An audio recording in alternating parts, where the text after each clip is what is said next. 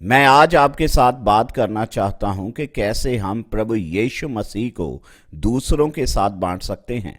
और हमने इसके विषय में बात की थी प्रार्थना की भूमिका के विषय में कि कैसे प्रार्थना दूसरों को मसीह में लाने में बहुत बड़ी भूमिका निभाती है। और दूसरे सप्ताह हमने बात की थी कि कैसे आप अपनी गवाही को बांट सकते हैं कि मसीह ने आपके जीवन में क्या कार्य किया है। सबसे बड़ा तोहफा जो आप किसी को दे सकते हैं वो है प्रभु यीशु मसीह, और इसको सुनाने का एक ढंग है गवाही सुनाना। पिछले सप्ताह हमने बात की थी कि कैसे हम लोगों के साथ सुसमाचार को बांट सकते हैं, और इस सप्ताह हम बात करना चाहते हैं पवित्र आत्मा की भूमिका के विषय में। जब हम दूसरों के साथ प्रभु को बांटते हैं, हमें यह समझने की आवश्यकता है कि लोगों को प्रभु में लाना यह पवित्र आत्मा का कार्य है, यह हमारा कार्य नहीं है, और वह इस कार्य को खूब रीति से करना जानता है। अब इसके दो हिस्से हैं जिन्हें हमें समझना बहुत ही आवश्यक है। सबसे पहला है कि परमेश्वर का आत्मा हमारे भीतर कार्य करता है, और दूसरा हिस्सा है कि परमेश्वर का आत्मा दूसरों के हृदय में कार्य करता है। सबसे पहले हम बात करते हैं कि पवित्र आत्मा क्या है। पवित्र आत्मा परमेश्वर का आत्मा है। जब हम बात करते हैं कि प्रभु यीशु हमारे हृदय में आ गया, तो यह कोई भावना नहीं है, परंतु यह एक वास्तविकता है कि परमेश्वर का आत्मा अर्थात पवित्र आत्मा हमारे भीतर आकर वास करता है, और यह उसका आत्मा है जो हमारे भीतर आकर रहने लग जाता है, और वह हमें वह बनने की शक्ति प्रदान करता है जो परमेश्वर हमें बनाना चाहता है। परंतु वह हमें शक्ति प्रदान करता है कि हम परमेश्वर के प्रेम को और उसके सुसमाचार को दूसरे लोगों के साथ बांट सकें। सबसे पहली बात है कि हमें पवित्र आत्मा की आवश्यकता है कि वह हमारे भीतर कार्य कर सके। और हमारे जीवन के 3 क्षेत्र हैं जहां पर हमें पवित्र आत्मा को कार्य करने की अनुमति देनी चाहिए यदि हम प्रभावशाली प्रभु यीशु का सुसमाचार सुनाना चाहते हैं। सबसे पहले हमें अपने पाप से साफ होने की आवश्यकता है। हम तब तक परमेश्वर के आत्मा से भर नहीं सकते हैं जब तक हम सांसारिक बातों और पाप से खाली नहीं होते हैं। यदि हम पाप के साथ भरे हुए हैं, क्रोध के साथ, ईर्ष्या के साथ, बैर के साथ और इन बातों के साथ यदि हम भरे हुए हैं, कड़वाहट और ऐसी बातों से हमें अपने जीवन में साफ होने की आवश्यकता है। हम इन बातों से साफ कैसे हो सकते हैं? पहला यूहन्ना 1:8 में लिखा है, यदि हम कहते हैं हम में पाप नहीं है तो हम स्वयं को धोखा देते हैं और सत्य हम में नहीं है। परंतु यदि हम अपने पापों का अंगीकार उसके सामने करते हैं तो वह विश्वास योग्य और धर्मी है कि हमें क्षमा करे और सारे अधर्म से हमें शुद्ध करे। हम परमेश्वर के सामने ईमानदार हो जाते हैं और हम परमेश्वर से कहते हैं कि प्रभु यह मेरे जीवन में गलती, आप मुझे साफ कर दें। और जब हम यह करते हैं तो परमेश्वर का आत्मा आकर हमें भर देता है, वह हमें साफ कर देता है, धो देता है, और यह सब कुछ चला जाता है। हम परमेश्वर के आत्मा के द्वारा साफ हो जाते हैं। और फिर दूसरी बात है, हम पवित्र आत्मा से भर जाते हैं। अब पवित्र आत्मा से भरने का क्या अर्थ है? पवित्र आत्मा से भरने का अर्थ है कि हम अपना जीवन उसके अधीन कर देते हैं। हम उसके नियंत्रण में अपने विचारों को, अपनी सोच को, अपने उद्देश्य को, अपने जीवन को, अपने शरीर को, सब कुछ हम उसको दे देते हैं, और वह आपको पवित्र आत्मा से भर देगा। और हमने पहले भी बात की थी, जब आप पवित्र आत्मा से भर जाते हैं तो हम उसके प्रभावशाली गवाह बन जाते हैं। हमें उसके आत्मा के द्वारा भरने की आवश्यकता है। इफिसियों उसके 5:18 में लिखा है कि तुम पवित्र आत्मा से भर जाओ। इसीलिए पवित्र आत्मा से भर जाएं। और तीसरी बात है, परमेश्वर के आत्मा की अगुवाई में चलें।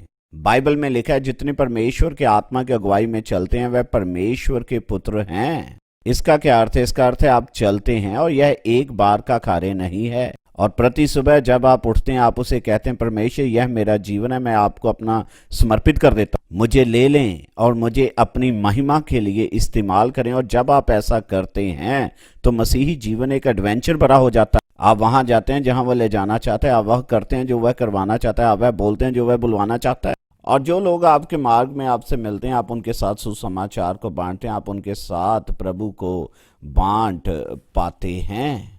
और इसी को कहते हैं पवित्र आत्मा की अगुवाई में चलना। और इसलिए सबसे पहले पवित्र आत्मा द्वारा साफ होना, दूसरा पवित्र आत्मा से भरना, और तीसरी बात है पवित्र आत्मा की अगुवाई में चलना। और जब आप अपना जीवन परमेश्वर को समर्पित कर देते हैं तो आप देखते हैं परमेश्वर दूसरे लोगों के जीवन में कार्य करेगा।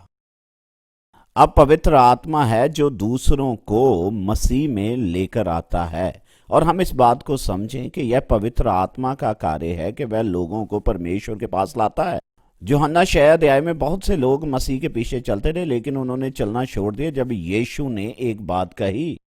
और दूसरा हिस्सा है कि पवित्र आत्मा दूसरे लोगों के जीवन में कार्य करे। सबसे पहले हम पवित्र आत्मा को कहते हैं कि वह हमारे जीवन में कार्य करे, फिर हम कहते हैं वह दूसरों के जीवन में कार्य करे। जब आप दूसरे लोगों के साथ जाकर बात करेंगे तो 4 कार्य हैं जो पवित्र आत्मा दूसरे लोगों के जीवन में करेगा। सबसे पहले हमें यह समझना है कि यह पवित्र आत्मा का कार्य है, यह हमारा कार्य नहीं है। बहुत बार हम यह सोचते हैं कि मुझे किसी को मसीह में लाना है, मैं किसी को मसीह में नहीं ला सकता हूं। यह पवित्र आत्मा का कार्य है, वह है जो किसी व्यक्ति के जीवन के बीच में जाकर कार्य करता है। यूहन्ना 6 अध्याय में यीशु के चमत्कारों के कारण बहुत से लोग उसके पीछे हो गए, लेकिन वह दूर चले गए जब उसने यह बात कही।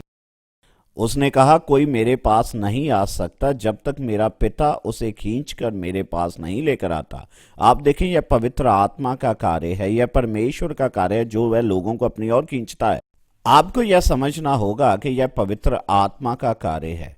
हमारा कर्तव्य है कि हम प्रार्थना करें, इसीलिए हमने इस सीरीज की शुरुआत प्रार्थना से की थी कि हमें प्रार्थना करनी चाहिए। तो हमें यह समझना होगा कि यह पवित्र आत्मा का कार्य है। और दूसरी बात है, यह पवित्र आत्मा है जो लोगों के हृदय को सुसमाचार को सुनने के लिए तैयार करता है। यह बहुत ही अद्भुत बात है कि जब भी मैं किसी स्थान पर जाता हूं तो मैं देखता हूं परमेश्वर ने पहले से ही लोगों के हृदय को तैयार किया होता है कि वह सुसमाचार को स्वीकार करें। वह लोगों के हृदय को तैयार करता है, वह है अपने आत्मा के द्वारा उन्हें झुंझेड़ता है। इससे पहले कि हम उनसे बात करें, इससे पहले कि हम उन्हें सुसमाचार सुनाएं, परमेश्वर उनके हृदय को तैयार करता है।